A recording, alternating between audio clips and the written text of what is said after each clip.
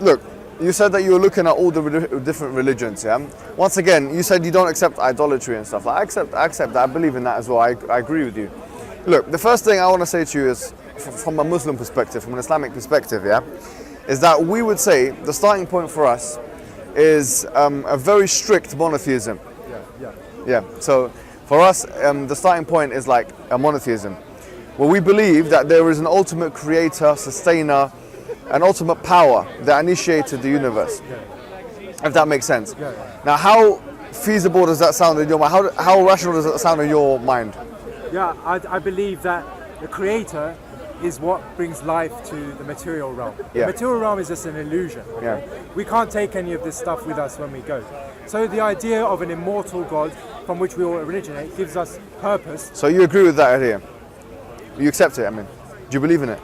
The creator, yeah. Creator gives life to existence, yeah. Right, okay. I'm confused, though. You said you were an empiricist? Empirical theology. You believe in evidence. Yeah, go on. But if you haven't got evidence for God, how can you then believe in I don't believe, for example, that the earth was created in 7 days. Because that's creation. There's a difference between a creator and creationism. Creationism is something different, okay?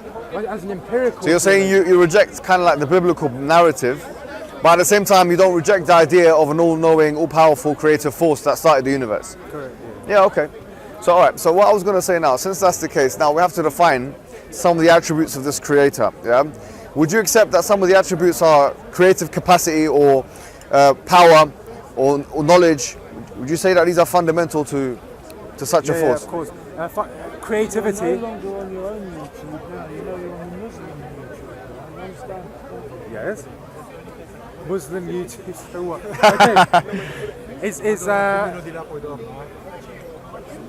Okay. You're saying it's the creative essence of the universe and of individual souls. Yeah. That is God. I could completely agree. How can we? Intuition, for example, is a fundamental metaphysical function of our personality, our soul. Yeah. How can we? We can't program a machine, for example, to do these things. So how can we ever prove that this exists outside of this? Yeah, it's good. All right. So having said that, I want to ask you a question. What's the most appropriate relationship you can have with such an entity? The most appropriate relationship is one of harmony, essentially. Okay? Essentially, when you live in harmony with mankind and with the planet, you are living in harmony with God. There is no separation between the effects that you enact upon the world and what comes to you, what moral consequences. Okay, I accept that to a certain extent. Let me tell you something. We have our own version of that, right? So we say, because if you look at the Eastern traditions, they do reference how to be one with God and these kinds of things. From our perspective, we say there is a way to basically be harmonious with the will of the Creator. And the way that works is basically, the Creator has created the creation, and in the creation you have animate and inanimate, right? As for the inanimate objects around us, they are forcibly or obliged to kind of submit to the will of the Creator, right? So basically, in other words, in order to be one with creation, in that sense, not in the sense of actual physicality, but we're talking in that figurative sense, the way to do that would be to do what everything else around you is doing. So everything around us, if you accept the premise of an all-powerful Creator, is submissive to that Creator. We would say by extension, it makes sense to also be submissive to the Creator in the same way that everything around us is being submissive. Does that make sense? I completely agree, yeah. Submissive to, but we know... the will of the Creator. Exactly, the will of the Creator, but never to an authoritarian figure. That's why I'm so against idolatry. Yes. Because these false prophets or these dogmatic beliefs, these are not creations of God, but they're creations of human beings. And so never listen to a boss or something that doesn't agree with your own sense of morality that comes from within, but live in harmony with that intuition which comes essentially from God. Right, so let me ask you a question, because the thing is, it becomes very subjective when it becomes clouded in that kind of terminology. I'll be honest with you.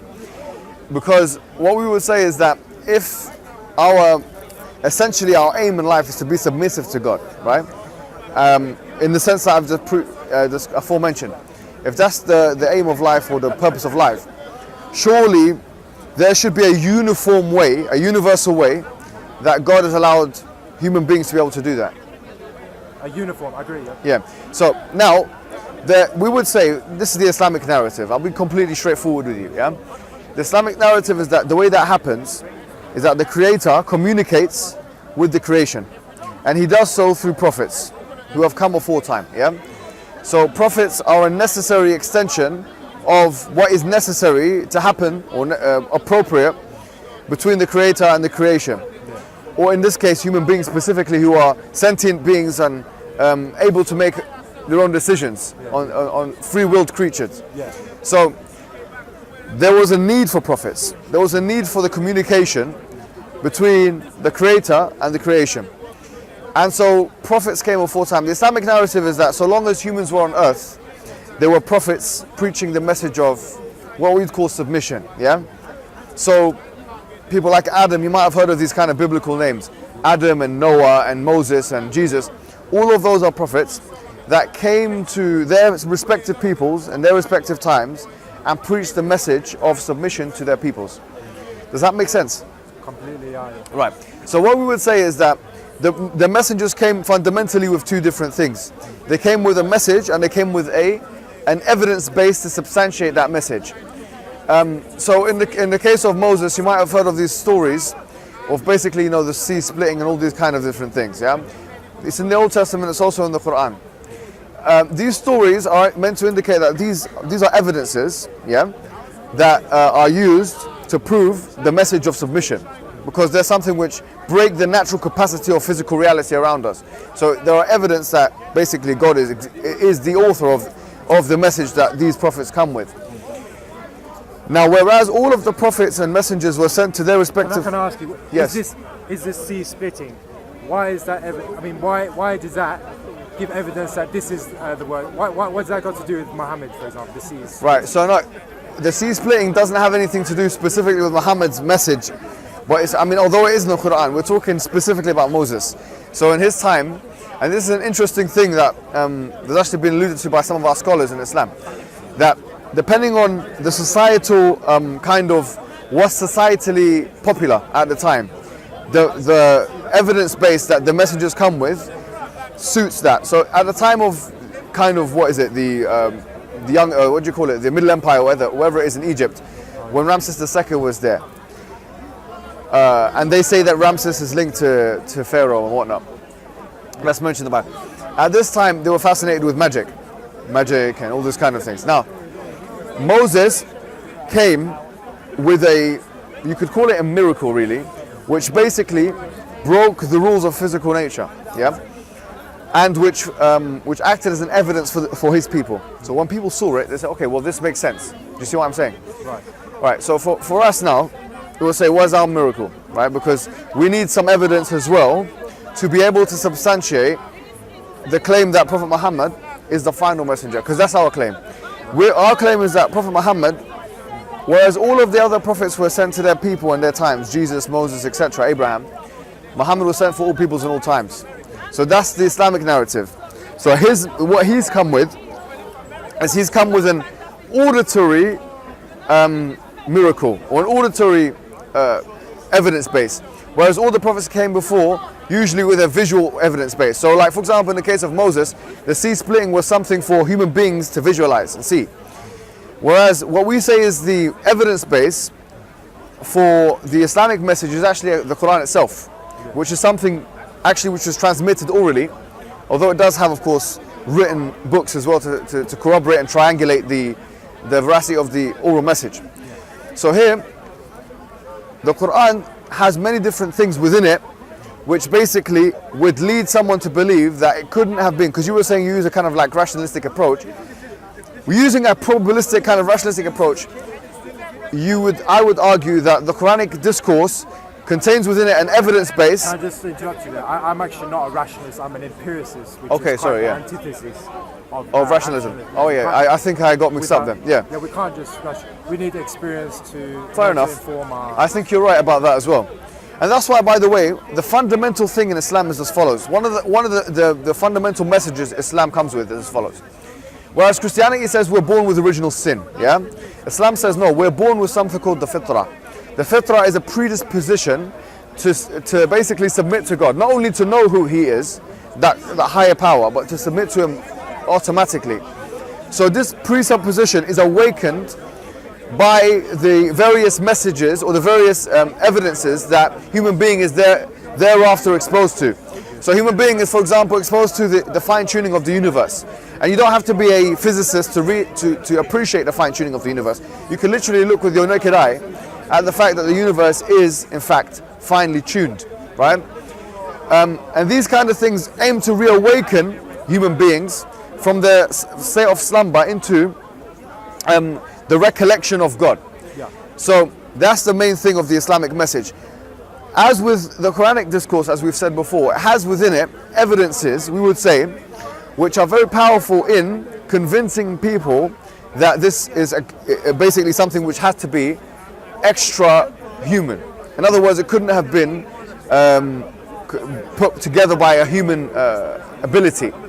So we would say, for example, the fact that the Quran precisely discusses events that happens in the future. And I'll give you one example of that. At the time of the Prophet, there were the Romans and the Persians. And the Quran makes very specific predictions about who will win wars. And in the case of chapter 30, verse 1 to 6, it talks about the Romans decisively going to beat the Persians in 3 to 9 years in a nearby land. Now this is one of many different predictions of the future that the Quran makes, and that the Sunnah, which is the secondary book of the corpus that Muslims believe in, or the Hadith, the strong Hadith, make of the future. And from a probabilistic perspective, we can say, okay, well, probably if someone says one thing or two things, they might have guessed them to be correct. But if we put them all together, it becomes very, very difficult to make the argument that he guessed all of those correct. Especially when we consider, by the way, did you know, let me tell you something. In Jehovah's Witness, in the Church of the Jehovah's Witness, you know, they predicted, and by the way, they believed in this kind of thing where people were being, you know, divinely inspired. They predicted that the Day of Judgment will be in the year 1977. You know that. And when that year when the Day of Judgment didn't happen on that year, they called it the Great Disappointment.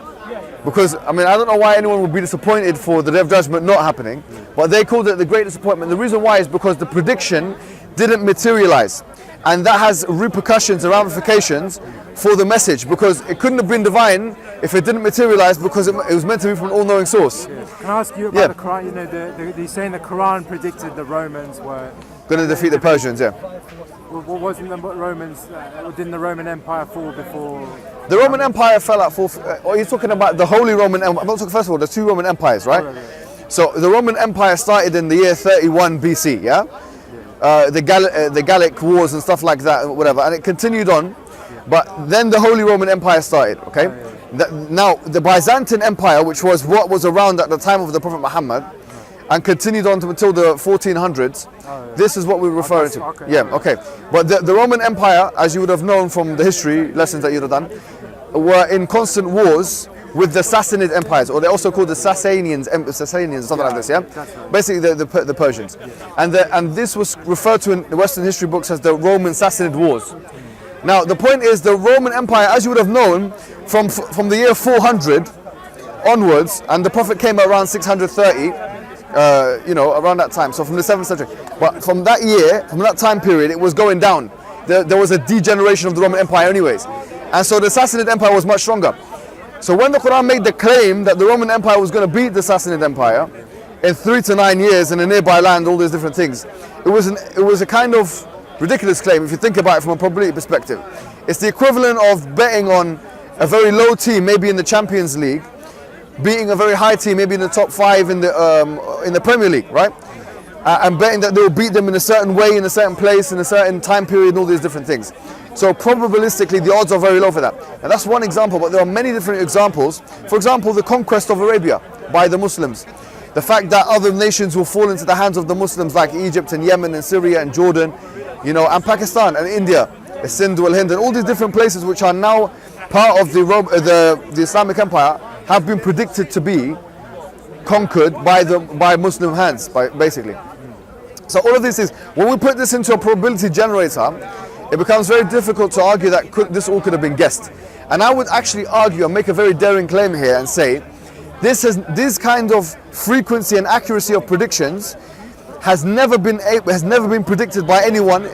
I don't know of any human being. If you want to bring Nostradamus or the Jehovah's Witness or anyone that have made predictions of the future with this much frequency and detail, which have actually materialized in the way that they've materialized.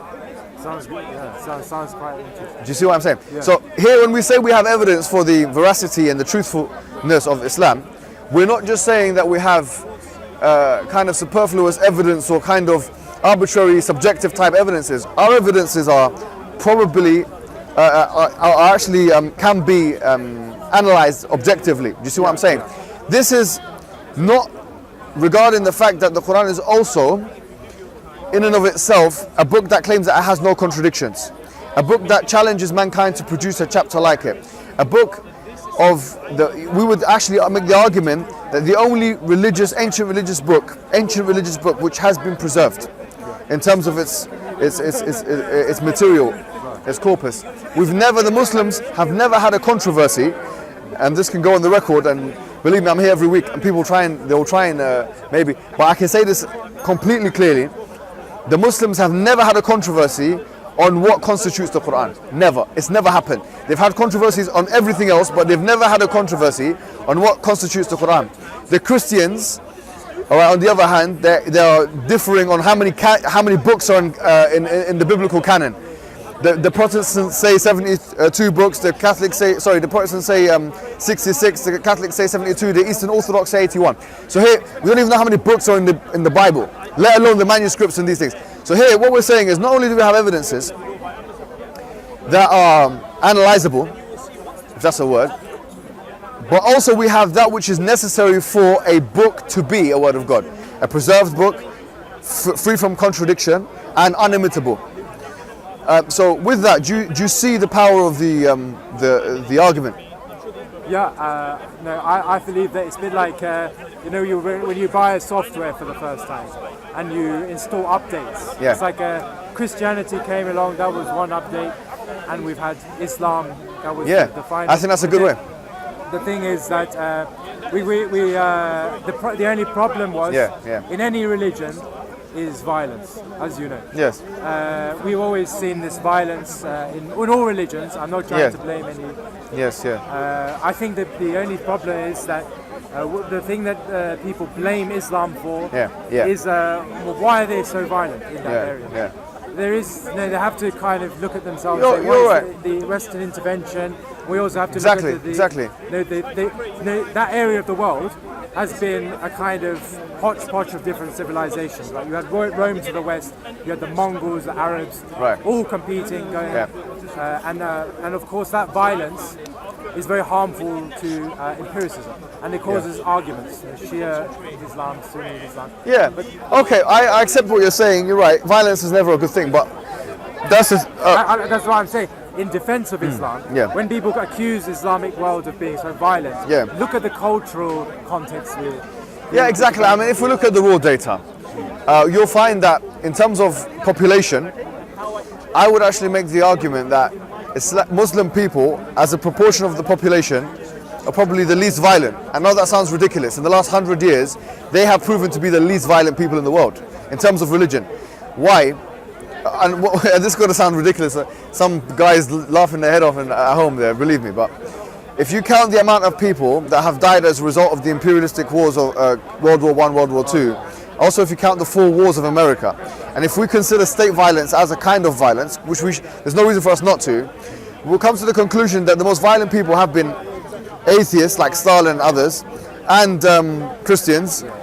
If you consider Hitler a Christian, I don't know what he considered himself, and people like him, and so on and so forth. Islam actually fares reasonably in the grand scheme of things as a proportion of the population, especially if we talk about the colonial period, because most of the Muslim world was subjugated under the colonial Western rule.